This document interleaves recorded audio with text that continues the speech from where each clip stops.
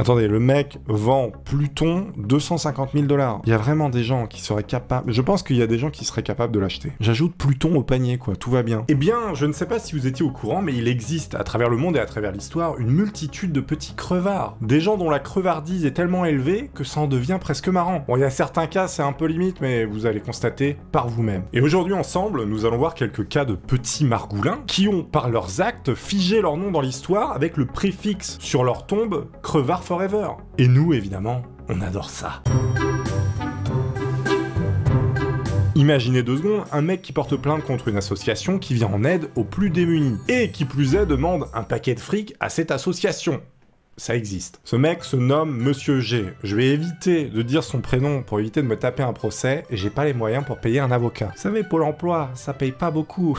Donc, qui est ce Monsieur G? Il est particulièrement maléfique, ce monsieur. Faut que vous sachiez qu'à chaque crevard qu'on va évoquer, j'ai le crevard maître que vous voyez ici, on le lancera à chaque fin de petite histoire sur une personne, et on verra à quel niveau il est sur le crevard maître absolument magnifique que vous voyez ici. C'est un instrument que j'ai inventé, il y a un problème? Bon bref, revenons à Monsieur G. Qui est-il? Qu'a-t-il fait? Vous connaissez tous cette photo des Restos du Cœur avec Coluche. Évidemment, je dois la flouter, sinon je vais me prendre un procès, et Monsieur G va me demander 100K. Et moi, avec 100K, je préfère m'acheter une maison. Toute petite maison à ce prix-là, mais bon. Eh bien, cette photo, c'est Monsieur G qui l'a prise. Elle est utilisée depuis la création des Restos du Cœur vers 1985. En gros, apparemment, il y avait eu un accord verbal entre Monsieur G et Coluche pour l'exploitation de cette photo pour les Restos du Cœur. Donc, Monsieur G avait donné son accord pour exploiter cette photo qu'il avait prise de Coluche pour la coller sur les Restos du Cœur.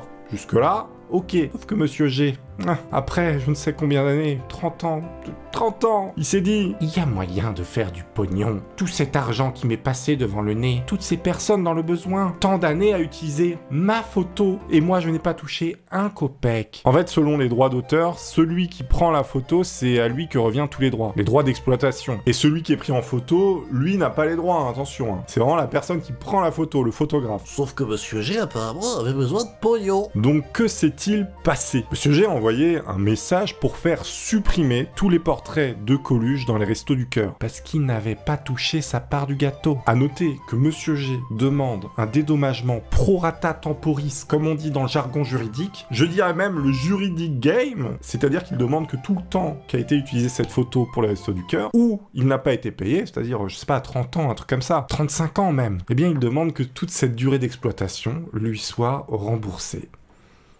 On parle des Restos du Cœur. Le mec est en train d'essayer de voler les Restos du Cœur. Mais attendez, il y a une nuance. D'un point de vue moral, on n'est pas très bon là. Hein. Niveau karma, ça descend pas mal. Mais niveau juridique, on sait pas trop, est-ce qu'il est dans son droit? Et donc, Monsieur G a attaqué les Restos du Cœur en justice pour toucher un énorme paquet de fric. Je pense qu'actuellement, Monsieur G était en galère. Il s'est dit, bon, comment je vais pouvoir faire de l'argent? Il a repensé à cette photo. Il s'est dit, il faut que je fasse quelque chose. Il faut que j'attaque les Restos du Cœur en justice. Vous savez, cette petite association qui aide les gens qui sont dans une galère totale. Et apparemment, Monsieur G a touché une somme d'argent énorme des Restos du Cœur qu'il a réussi à récupérer. Donc comme je vous l'ai dit, moralement, on est vraiment au level -10, mais juridiquement, visiblement, il était dans son droit.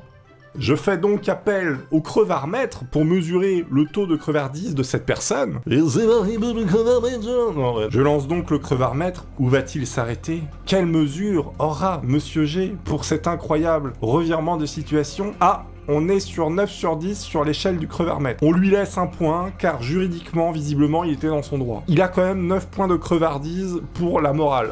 Tu récupères pas des milliers d'euros d'une association qui vient en aide aux gens. À noter que plus c'est haut, plus c'est un crevard, hein, dans le crevard maître. C'est moi qui ai développé cet instrument scientifique. Passons à l'énorme crevard suivant. J'adore ça. Les femmes et les enfants d'abord. Ok, mais moi avant, poussez-vous de là. C'est le titre de cette nouvelle personne dont on va parler. La White Star Line, c'est une compagnie maritime qui n'était ni plus ni moins que la copropriétaire du fameux Titanic. Vous savez, cette petite chaloupe qui a tenté une traversée de l'Atlantique et qui a pas fait long feu. Joseph Bruce Ismay, qui était le fondateur et PDG de la White Star Line, eh bien il faisait le voyage pendant que le Titanic a coulé. Hein. Il était sur le batelard. Eh bien quand le bateau justement a coulé, le mec s'est tout simplement tiré avec le dernier cadeau de sauvetage qui restait. Donc ce canot de sauvetage était à tribord et il s'est tiré à 1h45 du matin en laissant des femmes et des enfants derrière lui. Joseph, c'est pas très sympathique de faire ça, dis donc. On peut quand même lui reprocher des choses positives. Il s'est quand même tiré avec le dernier canot, mais il a quand même tenté d'aider des femmes et des enfants juste avant. On peut partir sur de la crevardise à 50%. Il a sorti comme ça de son deck sa carte karma avant de prendre le dernier canot et se tirer. Faut savoir également que quand il a pris le canot, il a ramé le plus loin possible et de dos au bateau pour s'en éloigner, pour pas être trop en galère, quoi. Bon, Joseph, t'aurais pu faire un effort quand même. Au moins essayer de récupérer les gens dans l'eau. En fait, quand il a été récupéré sur Terre devant la commission, il a annoncé que tous les navires maintenant seront équipés de moyens de sauvetage en nombre suffisant pour tous les passagers. Oui, parce que faut savoir qu'à l'époque, on faisait des petites économies. Il y avait pas assez de canots de sauvetage pour le nombre de passagers sur les bateaux, hein. Il était pas bon de couler à une certaine époque, hein. Un sou est un sou, comme dirait Picsou. Avec ça, il est encore dans le marquage de points de karma. Le mec joue au basket avec le karma, quoi. C'est l'ascenseur émotionnel du karma avec ce mec-là. Il sauve des gens, il se barre en scred, sauf qu'après on lui reproche d'avoir volé ce canot qui normalement devait aller à une femme. Enfin, du moins, il y avait des femmes qui devaient aller dessus et apparemment il s'en serait emparé. Mais visiblement, il a des choses à se reprocher. Donc lui, on est vraiment sur un moite-moite, quoi, hein. Je sors à présent le crevard-mètre pour mesurer où se situe cette personne. Joseph, j'invoque ta puissance. À quel niveau du crevard-mètre vas-tu être? On est sur une échelle de 5 sur 10, les gars, parce que il a quand même sauvé des gens, mais il s'est quand même tiré en scred en prenant un canot pour lui. Il avait de quoi mettre un canapé dans son canot de sauvetage, pendant que des gens étaient dans l'eau à moins 10 degrés. C'était Joseph, le petit crevard. Passons maintenant au suivant. Vous connaissez sans doute Commode, et je ne parle pas du meuble Ikea qui sert à ranger des trucs. Vous savez, ce gros crevard dans Gladiator, eh bien ce personnage est un personnage historique qui a existé en vrai. C'est d'ailleurs le fils de Marc Aurèle, pour ceux qui sont un peu férus d'histoire.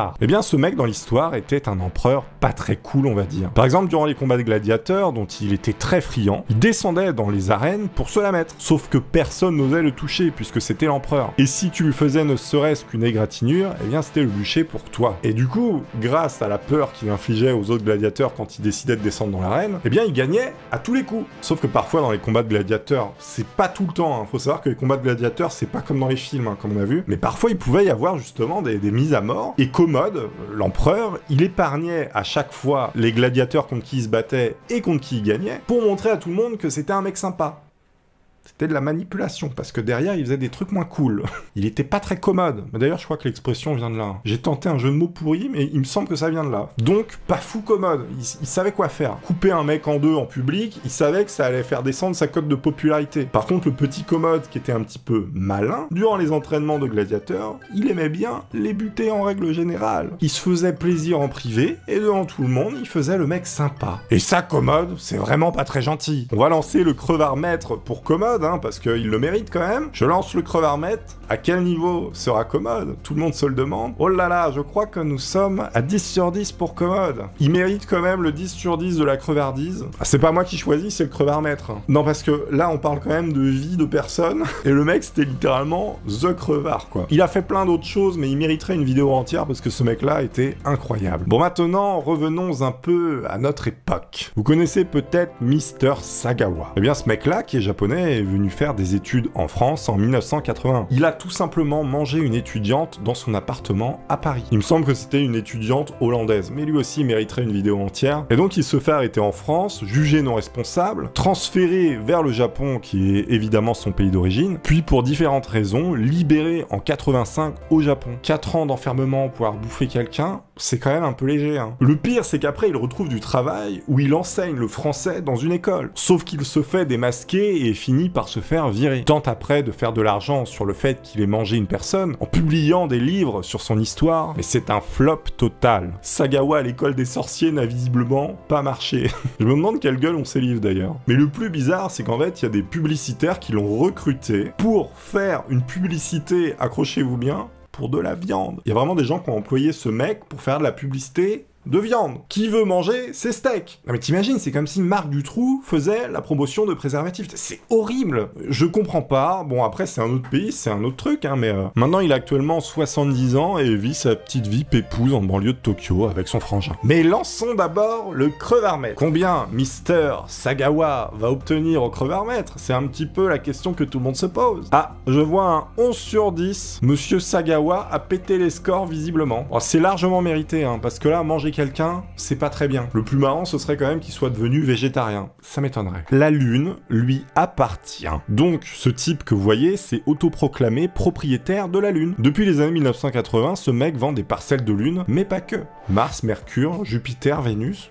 Il dit tout avoir. Il se croit dans les Sims édition spatiale, les gars. Le pire, c'est qu'avec le traité de l'espace qui dit certaines choses, notamment que ça appartient à personne, etc., eh bien, il est dans son bon droit, apparemment. Du moins, il est pas dans l'illégalité, il y a un flou juridique. En fait, tout le monde peut le faire. Hein. Si vous voulez vendre des parcelles de Lune, vous pouvez le faire, il y a pas de souci. Il a quand même vendu 400 millions d'hectares en 30 ans, de parcelles de différentes planètes. Faut savoir que la France fait 64 millions d'hectares. Il a donc vendu l'équivalent de plus de 6 fois la France en parcelles de planètes. On est sur le plus gros arnaqueur de tous les temps. Je ne sais pas ce que va dire le creveur-maître, mais on va voir. Lunar Embassy, c'est le nom de son agence immobilière. Le mec a littéralement fait une agence immobilière de l'espace, quoi. Et on va aller faire un petit tour, je vais vous montrer la gueule du site. Et donc voilà, ça ressemble à ça, hein, c'est pas très beau, hein. Bienvenue en centre dans l'ambassade lunaire, créée en 80 par Denise Hop. Nous sommes leaders dans la propriété lunaire, machin, donc le mec vend vraiment ses trucs. Donc là, on peut acheter un terrain sur la Lune, acheter une autre parcelle de planète, on peut acheter Pluton dans son intégralité. Oh, combien coûte Pluton? Attendez, le mec vend Pluton 250 000 $. Il y a vraiment des gens qui seraient capables... Je pense qu'il y a des gens qui seraient capables de l'acheter. Qu'est-ce que je reçois? Moi, est-ce que je reçois un papier officiel comme quoi je suis détenteur de Pluton dans sa globalité ou pas? Moi, je veux bien les mettre, les 250 000 $, mais il faudrait que je sache exactement. Si j'ajoute au panier, j'ajoute Pluton au panier, quoi, tout va bien. Vous avez Pluton dans votre panier,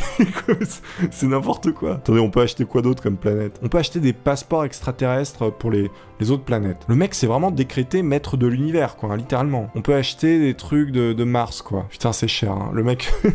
Le mec est malin. On peut acheter des endroits de Mercure aussi, hein, comme je vous l'ai dit. 20 acres pour 500 $. Donc tu reçois un vieux papier comme quoi t'es propriétaire. Hein. On peut acheter des morceaux de Apollo 11 où ils se sont posés. C'est incroyable et comme je vous l'ai dit, il y a énormément de gens qui achètent ces trucs-là. Attendez, on va voir un bout de lune, combien ça coûte à peu près. Ouais, on est sur les mêmes prix, 24 à 500 $ à peu près. Hein. Nous sommes le seul vendeur légitime et bien sur la Lune. Non mais t'es pas légitime, bro, t'es un voleur. Toutes les autres sociétés sont des copycats sans réclamation. Ah, c'est-à-dire que le mec dit nous on est les boss, c'est à nous, tous ceux qui font pareil c'est des voleurs. Ah, on peut mettre du coup un nom sur l'endroit qu'on a acheté, hein. Donc ça veut dire que la zone s'appellera comme ça après, du moins d'après ce mec là, hein. Officiellement tout le monde s'en bat les steaks. Ça vaudra que dalle, hein, par l'argent que t'as perdu. Et on va passer maintenant au lancement du creveur-maître, hein, pour mesurer à peu près à quel niveau se situe ce Denise Hop. Le creveur-maître tourne, oh là là, on est sur du 5 sur 10 sur l'échelle de la creveur-métrie. Je pense que 5 sur 10 c'est légitime, fait de mal à personne. Il joue vraiment sur la cupidité des gens, on peut pas vraiment lui en vouloir. Je pense qu'on peut plus en vouloir aux gens qui payent pour acheter des trucs comme ça, ou alors c'est vraiment pour faire une blague ou un cadeau un peu marrant. Mais 5 sur 10, je pense que c'est honnête, parce que ce mec est un crevard, oui, mais un crevard gentil. C'était donc les crevards à travers l'histoire, le temps et l'espace.